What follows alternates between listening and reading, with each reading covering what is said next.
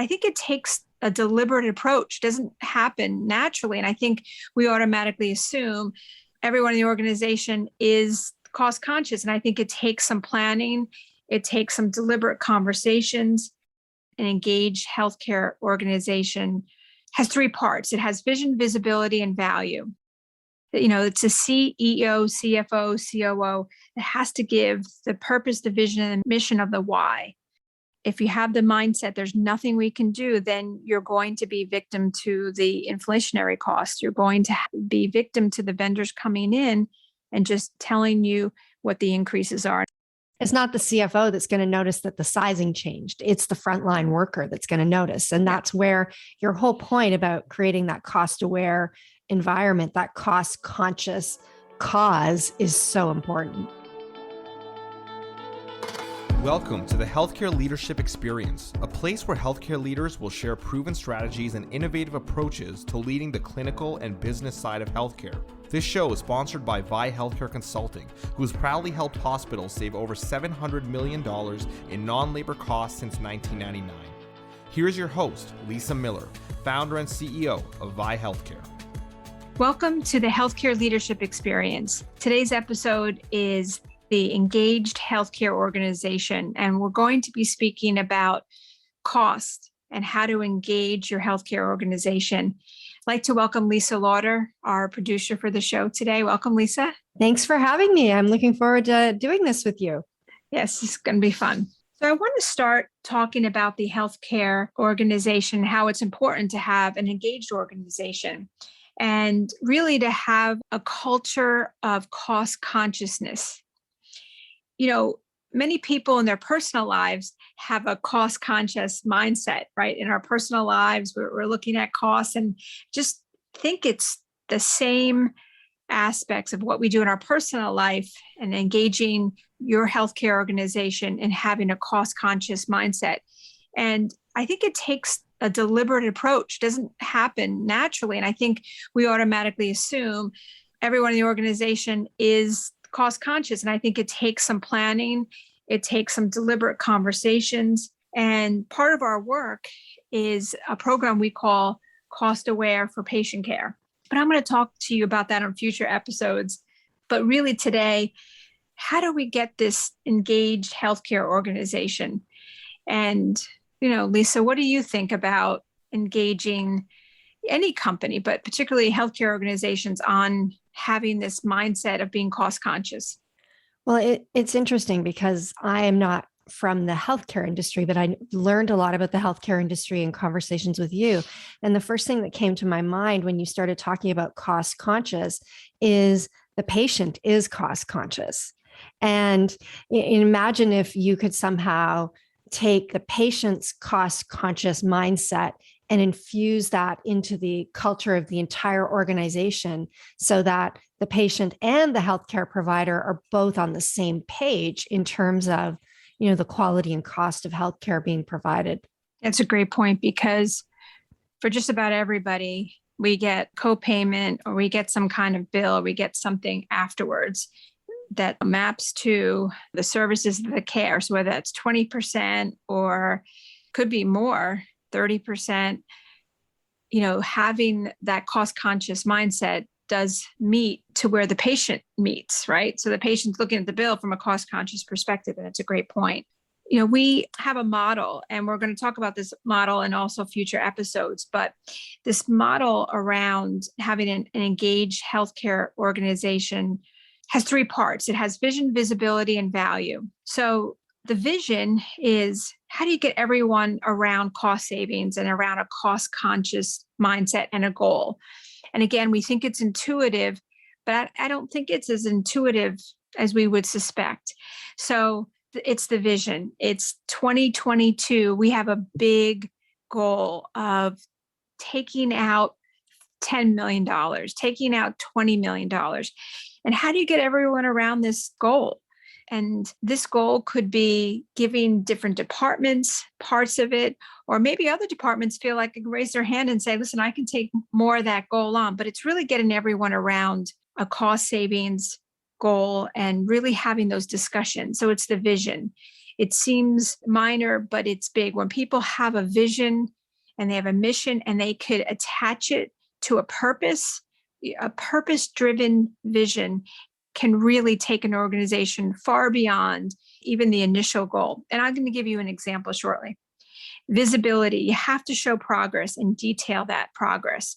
And some organizations we work with will actually have a meter, will actually show the milestones, or those milestones are put together in their intranet or they're sent out via email. Some have wanted it in different parts of employee lunchrooms. And so people can see it constantly. And I think even equally as important in the visibility part is how the wins happened. So there could be a win in, let's say, laboratory that sparks an idea that somebody works in radiology, or a win in the OR that sparks an idea for environmental services, but explaining that win, not just saying we had a $50,000 win in laboratory, but saying it was because of a renegotiation. And let me tell you about this renegotiation. It'll spark and inspire other departments, or give other departments the confidence to say, wait a minute, if they were able to renegotiate, I can do the same thing too. Let me look at my agreements. Maybe I can do something a little bolder than I've done before. And the third is value. Everyone has to feel they are valued in the process. So somebody who's in environmental services, who sees opportunities or says, listen, can you tell me more about our contract? I'd like to understand it more. I think I can help.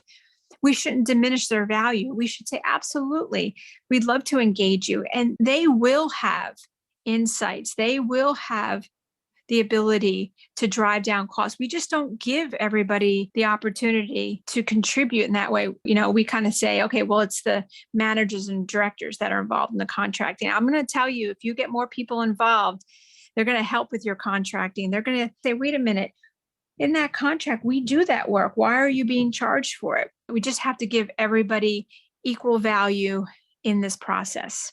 I love that, Lisa. It's interesting. I'm reading Scrum right now, and there's a chapter in the book about happiness in the workplace. And they talk about happiness in the workplace is really based on a common journey that is dedicated towards a result that everyone is trying to get together. And so when you look at the vision, visibility, and value pieces, I can totally see how not only do they help the patient and help the hospital, but they will also create greater happiness and satisfaction for the people that work inside of those organizations. It's a great point, because this will lead to employee satisfaction, because they are getting around a bigger purpose, but they're being given the ability to get around it, not saying, oh yeah, there's an initiative, but someone else is doing that in the C-suite, or someone else is doing it and they really don't care about what we feel like. And employee ideas really is flat. It's really about this open communication, two-way communication, that allows those the true engagement, the sparks, the fun and the happiness.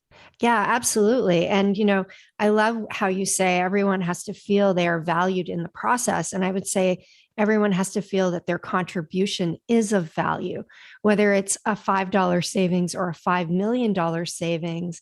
It's about everyone's contribution and how those things start to stack and make a huge impact that really matters. Yeah, it's a great point. I love that. It's true. It's a $5, $50, $500 savings is equally as important. And, you have, hundreds to thousands to tens of thousands of employees, and those will add up. But it's the group, it's the teamwork that matters. So I want to jump into some other aspects of the engaged healthcare organization and 4 ways to create an engaged organization. We touched on it earlier, but this is a little more tactical.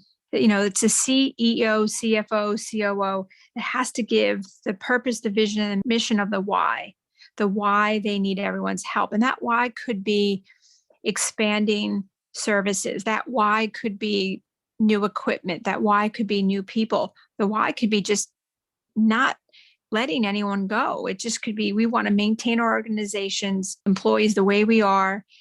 And we want to enhance care. We want to increase our margin by 1 or 2%, whatever that why is.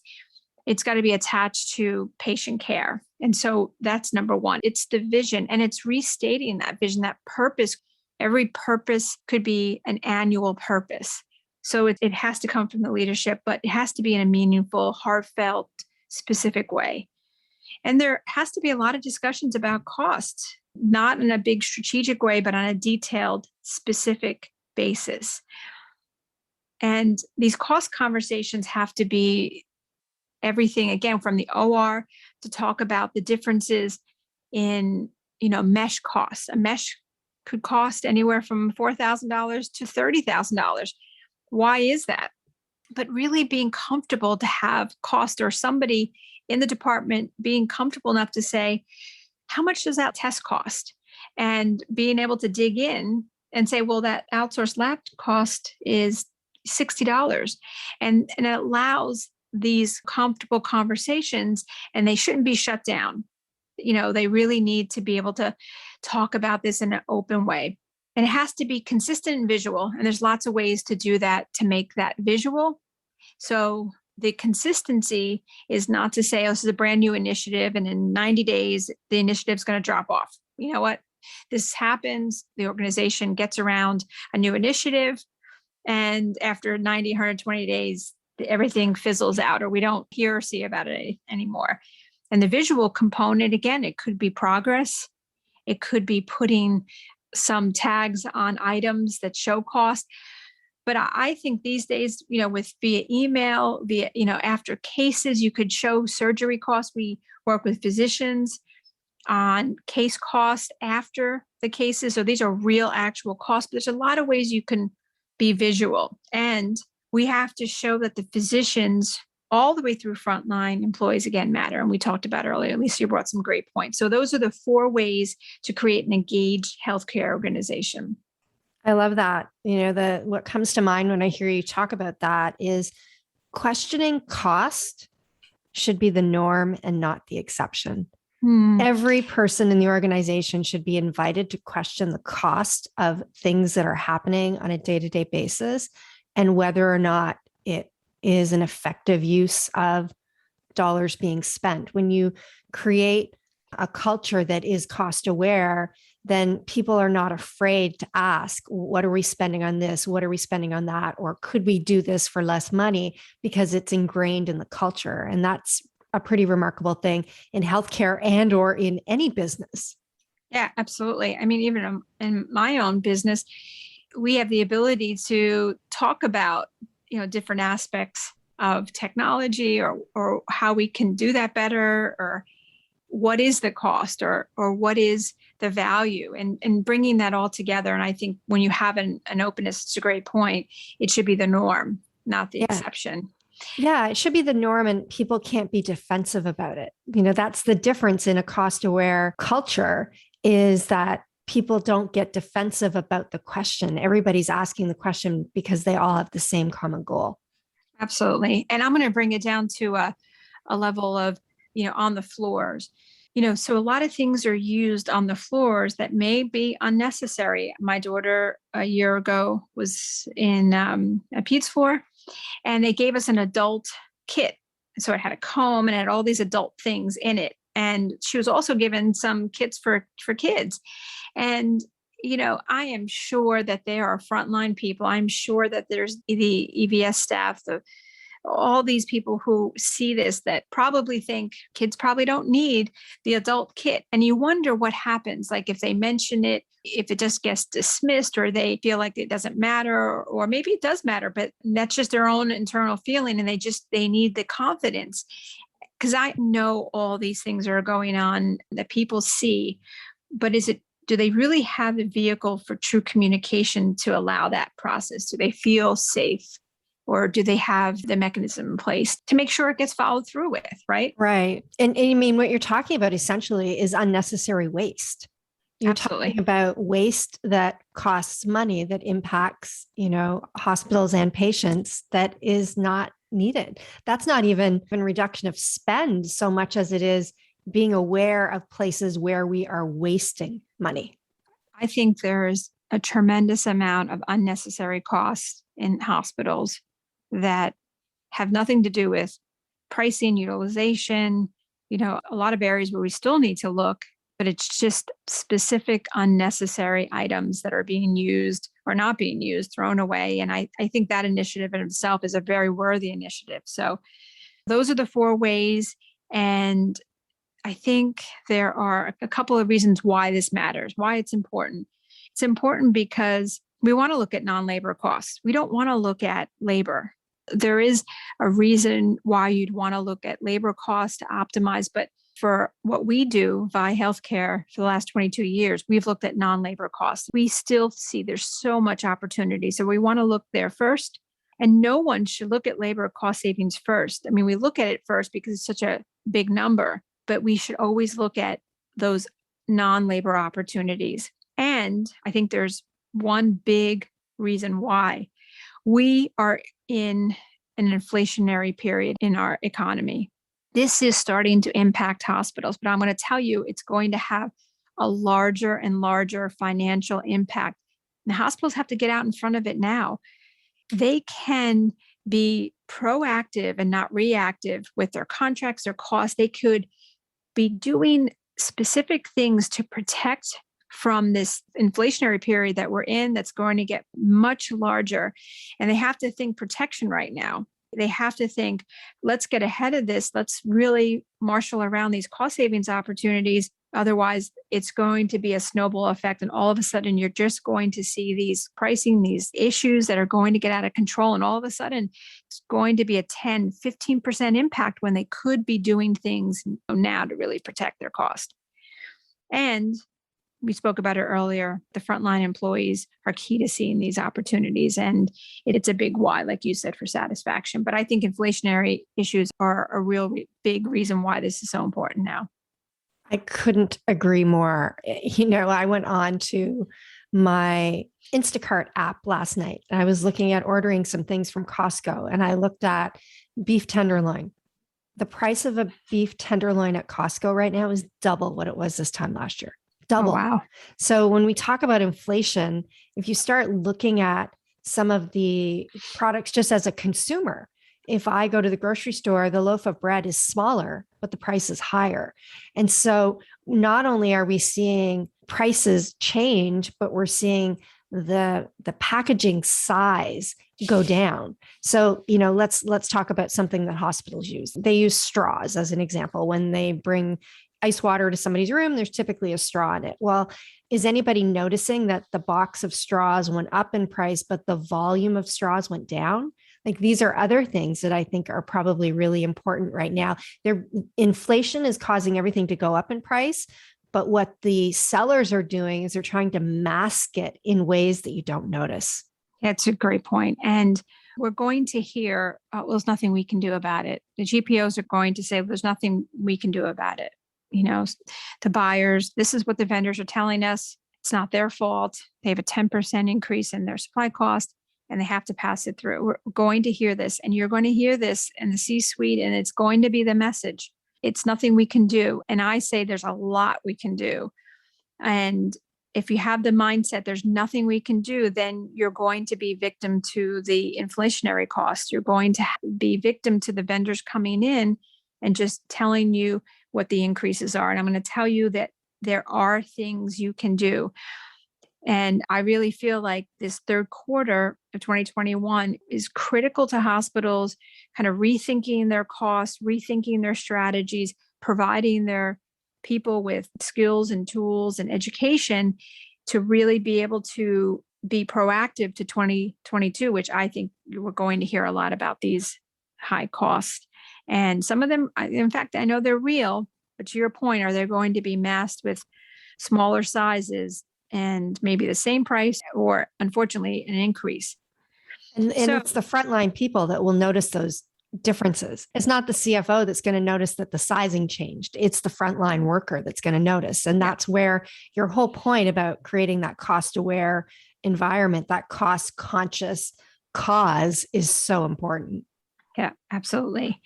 So we have 2 ways you can start, right? You can start with a program like Vi has, which is cost aware for patient care. It starts with a leadership meeting We bring a presentation and we really present this A to Z 360 view on costs, non-labor cost. And our feedback is, I never had that perspective, the perspective from, the item master to the CDM. All these things map to negotiations, to data analysis. So we really bring a market view to cost to a leadership meeting, and then to directors, and then to the frontline team. Again, this is not about an idea program. That's a flat, linear way to approach this, but it's an idea communication system where everyone is part of the vision and the purpose. And this requires leaders, directors, physicians, clinicians, and all employees. This isn't a few people, a SWAT team. SWAT teams are important, but this is a undertaking that involves your entire culture. So, we're ready to wrap up. I encourage you to listen to episode number 4 with Joe Tai on creating and nurturing a culture in healthcare, because again, culture is important. And I encourage you to listen to next week's episode. It's maximizing margin improvement in healthcare. And there are 4 things that I want to talk with you about, kind of tease you about for next week's episode. And what gets in the way, the 3 biggest opportunities, how to engage your team, and the most important 4 steps.